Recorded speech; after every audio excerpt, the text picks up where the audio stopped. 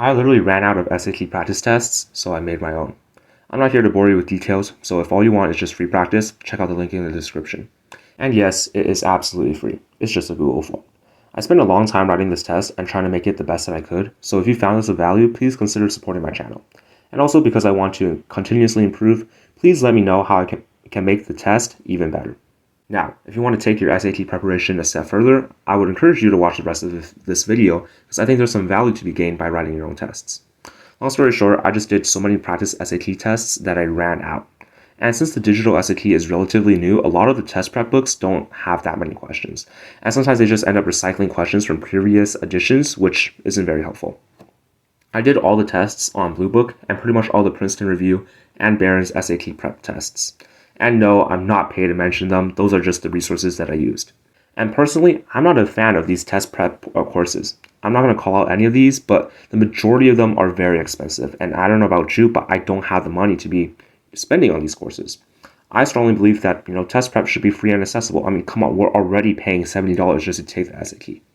And because I believe that test prep should be accessible, I thought, why not just write my own and share it here? So if you've written any tests before, you will know that taking a test and writing a test are two completely different things. To write a good test, you need to put yourself in the shoes of the test writer.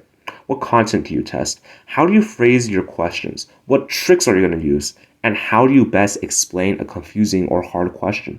These are all things that you need to consider when you're writing a test. On top of all of that, you actually need to be familiar with the content and the structure. So what I'm trying to get at here is that by writing tests, you become a better test taker. So throughout the entire test writing process, I had to learn, on the various ways that College Board would ask a question. Say, command of evidence. Sometimes they use a scientific test and ask for data to support a hypothesis. Other times it's finding a quote that supports the claim. And sometimes it's a mix of both. By actually putting myself in the shoes of a test writer, I was forced to understand all the nuances of the s.a.t. And this is important for someone like me who is trying to maximize their score. So if you've taken a lot of s.a.t. practice tests, or if you score really well on s.a.t., but you're looking to maximize your score, then I would encourage you to write your own test. Not only does this help you understand what you're going to be tested on, but you'll also benefit the rest of us as well. Again, I just strongly believe in free and accessible knowledge, so getting to score higher on the s.a.t. is just a bonus. This video took a really long time to make. In the time I took to write, edit, and correct this test and edit this video, I probably could have done 10 full-length practice s.a.t.s. If you found this video of value, please consider subscribing, liking, commenting, all that good stuff. If you have any suggestions on how I can improve my test, or if you've caught an error, please leave it in the comments. That's the best way to let me know that people actually find this stuff valuable. And hey, if a lot of people are finding this practice test helpful, I might just make another one. Again, the practice test link is in the description, so please go check it out.